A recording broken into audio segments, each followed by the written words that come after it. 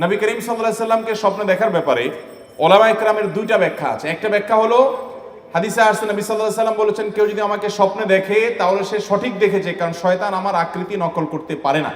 এই হাদিসের একটা ব্যাখ্যা হলো, অনেক ওলামায়ে কেরামের ব্যাখ্যা হলো, সাহাবীরা যারা নবী সাল্লাল্লাহু আলাইহি সাল্লামকে চিনতেন, ওনার চেহারা মুখস্থ ছিল, তারা যদি স্বপ্নে দেখে তাইলে তিনি নবী সাল্লাল্লাহু আলাইহি সাল্লামই, শয়তান তার আকৃতি ধারণ করতে পারে না, এটা তাদের কথা। আমরা যারা নবী সাল্লাল্লাহু আলাইহি সাল্লাম কেমন ছিলেন, তার চেহারা রূপ কেমন ছিল আমরা দেখি নাই, তো আমরা যদি স্বপ্নে দেখি সেটা নবী আলাইহিস সালামের চেহারাও হতে পারে, আবার অন্য কাউকে আমার নবী সাল্লাল্লাহু আলাইহি সাল্লাম মনে হতে পারে, সেইটাও হওয়ার সম্ভাবনা আছে। এটা এক শ্রেণীর ওলামাদের মত। আর অন্য অনেক ওলামাদের মত হলো না, কেউ যদি স্বপ্নে দেখে, কেউ তাকে বললেন নবী সাল্লাল্লাহু আলাইহি সাল্লাম, অথবা তার মনে হতেন নবী সাল্লাল্লাহু আলাইহি সাল্লাম, তাহলে তিনি কিয়ামত পর্যন্ত যেই দেখুক না কেন সে নবী করিম সাল্লাল্লাহু আলাইহি সাল্লামকেই স্বপ্নে দেখেছে, এবং এটি সন্দেহাতীত ভাবে তার জন্য একটা শুভ সংবাদ যে তিনি নবী সাল্লাল্লাহু আলাইহি সাল্লামকে স্বপ্নে দেখেছেন। যদিও এই স্বপ্নে দেখলেই তিনি নিশ্চিত হয়ে যাবেন তাহলে আমি সাহাবী হয়ে গেলাম, আমি জান্নাতে চলে গেলাম, এরকমটি মনে করার কোনো সুযোগ নাই। নেক আমল আমাদেরকে অব্যাহত রাখতে হবে। বাকি কারোর স্বপ্ন কেউ দেখার পর যদি সন্দেহ করে অন্য কেউ, না তুমি দেখো নাই বা নবীকে দেখো না অন্য কাউকে দেখছো, তাহলে তার এর কারণে ঈমানের ক্ষতি হবে না। আমার খালাতো বোন, মামাতো বোন এবং ফুফাতো বোনের সাথে দেখা দেওয়া জায়েজ হবে কিনা জানালে উপকৃত হব। জটিল প্রশ্ন ভাই। জটিল কেন বললাম? খালাতো বোন, মামাতো বোন, ফুফাতো বোন, এদের সবার সাথে পর্দা করতে হবে, অথচ এদের সাথে পর্দা করাটা আমাদের সমাজের সবচেয়ে কঠিন কাজ, ঠিক না বলেন? ভাবির সাথে পর্দা করা সহজ না কঠিন? অথচ ভাবির সাথে পর্দা করা লাগবে কি লাগবে না? আমাদের সমাজে ভাবি এবং দেবর সম্পর্কটা, এটাকে দেখানো হয় এক ধরনের খুনসুটি করার রাইট, অধিকার আছে এই টাইপের সম্পর্ক হিসাবে, ঠিক কিনা বলেন? এই জন্য দেবর ভাবির খুনসুটি নিয়ে অনেক আপনার গল্প, মুখরোচক কথা, অনেক কিছু আমাদের সমাজে প্রচলিত আছে। অথচ নবী করিম সাল্লাল্লাহু আলাইহি সাল্লাম এই সম্পর্ক সম্পর্কে বলেছেন এটা হলো মৃত্যুর মতো, একে অন্য থেকে, মৃত্যুকে যেরকম মানুষ ভয় পায় এরকম সাবধান থাকবে, এখানে অনেক বেশি রিস্ক আছে ফিতনায় পতিত হওয়ার। এই জন্য এখানে পর্দা আরো বেশি কড়াকড়ি ভাবে করতে হবে। খালাতো বোন, মামাতো বোন, ফুফাতো বোন ছোট থাকলে তো ভিন্ন কথা, কিন্তু যখন তারা পর্দার আওতায় চলে আসবে তখন তাদের সাথে অবশ্যই পর্দা মেনটেন করতে হবে। পর্দা মেনটেন না করার কারণে তলে তলে কত গুনাহ, কত অপরাধ, কত জেনা, কত সম্পর্ক নষ্ট হচ্ছে, কত জটিল পরিস্থিতি তৈরি হচ্ছে, আমরা সেটা অনেকেই জানি না। বিধায় এই খালাতো বোন, মামাতো বোন, ফুফাতো বোনের সাথে পর্দা করতে হবে। ঠিক একই কথায় বোনদের ক্ষেত্রে প্রযোজ্য, তারা তাদের খালাতো ভাই, মামাতো ভাই, ফুফাতো ভাইদের সাথে, এবং এর সাথে চাচাতো ভাইও যোগ করেন, তাদের সাথেও পর্দা মেনটেন করতে হবে, এবং তাদের সাথে দেখা দেওয়া জায়েজ হবে না। এরপর প্রশ্ন হলো, আমার শারীরিক অক্ষমতার জন্য ভালোবেসে বিয়ে করতে চাই, কিন্তু বাবা মা রাজি নন। তারা যার সাথে বিয়ে করাতে চায় তাদের আমি ভরসা করতে পারছি না, আমি কি বাবা মার অমতে বিয়ে করতে পারবো? সম্ভবত ভাই শারীরিকভাবে কোনো হয়তো তিনি বিকলাঙ্গ বা কোনো প্রকার মাজুর বা কোনো সমস্যা আছে, এই জন্য হয়তো তিনি সেরকম চিন্তা করছেন। যদি এরকম হয় তাহলে সেক্ষেত্রে বাবা মাকে আপনি বুঝিয়ে আপনার কথার পক্ষে আনার চেষ্টা করবেন। যদি তার বাবা মাকে সেটা আপনি করতে না পারেন, বোঝাতে না পারেন, অনেক বাবা মা আছে শুধু পয়সা ছাড়া আর কিচ্ছু চায় না। ছেলে চায় একটা দিনদার মেয়ে, মেয়ে চায় একটা দিনদার ছেলে, কিন্তু কপাল পোড়া বাপ মা ভালো ছেলে মেয়ে পাওয়ার পরেও কদর করে না, বরং তারা চায় কি? টাকা পয়সা।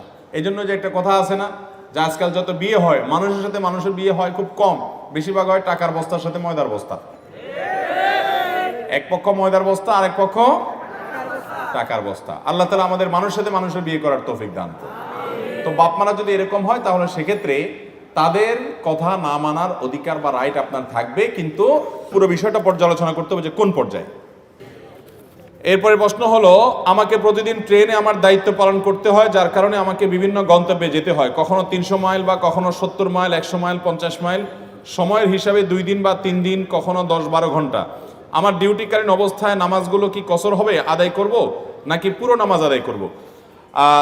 আপনি যদি ডিউটির অংশ হিসাবেও থাকেন, অনেক ট্রাক ড্রাইভার ভাইরা আছেন, বাস ড্রাইভার ভাইরা আছেন, বা সাধারণ কোনো প্রাইভেট গাড়ি ড্রাইভার আছেন যে দূর দূরান্তে যান, তাহলে তারা এই জায়গাগুলোতে যথাসম্ভব যে এই জায়গাগুলোতে তারা সফরের নামাজ পড়বেন, অর্থাৎ কসর পড়বেন, যেহেতু তারা সফরে আছেন। যদিও তিনি ডিউটিতে আছেন, তারপর তিনি কি থাকছেন? কসরেই আছেন। বিদায় তিনি সফরে আছেন, সেজন্য কসরের নামাজ পড়বেন। তিনি কোনো গন্তব্যে গিয়েছেন, 12 ঘন্টা থাকছেন, রেলে তিনি 12 মাস ডিউটি করেন, তো 12 মাস ডিউটি করলে ওই সফরের মধ্যেই থাকবেন, 12 মাস তিনি কসরের সুবিধা পাবেন, যেহেতু সেখানে তার বসবাসের জায়গা না সেটা। হিন্দু বন্ধুর বিয়েতে দাওয়াত খাওয়া জায়েজ হবে কিনা জানালে উপকৃত হব। হিন্দু বন্ধু তিনি যদি দাওয়াত দেয় আপনাকে, তাহলে সেক্ষেত্রে সাধারণ দাওয়াত খাওয়া যাবে, তাকে অন্তঃস্থল থেকে শিরক করে, সে আল্লাহকে বিশ্বাস করে না, সেই জায়গা থেকে আপনি সেই অবস্থানে তাকে আপনি রাখবেন না, কিন্তু তার সাথে সাধারণ সম্প্রীতি বজায় রাখা এবং আপনার সামাজিক অন্যান্য কর্মকাণ্ডগুলো করা, লেনদেন করা, এগুলো না জায়েজ নয়। ঠিক একইভাবে সে আপনাকে কোনো খাবার দিয়েছে, এটা খাওয়া আপনার জন্য জায়েজ হবে যদি খাবারটা হালাল হয়, আপনাকে কোনো উপহার দিয়েছে সেটা নেওয়া জায়েজ হবে আপনার জন্য যদি হালাল হয়। সাধারণত হিন্দুদের বিয়েতে, বিয়ের অনুষ্ঠানে যে আনুষ্ঠানিকতা আছে সেটার মধ্যে শিরকের উপাদান থাকে। শিরকের উপাদান থাকার কারণে শিরকের মজলিসে যাওয়া সুস্পষ্টভাবে হাদিসে নিষেধ।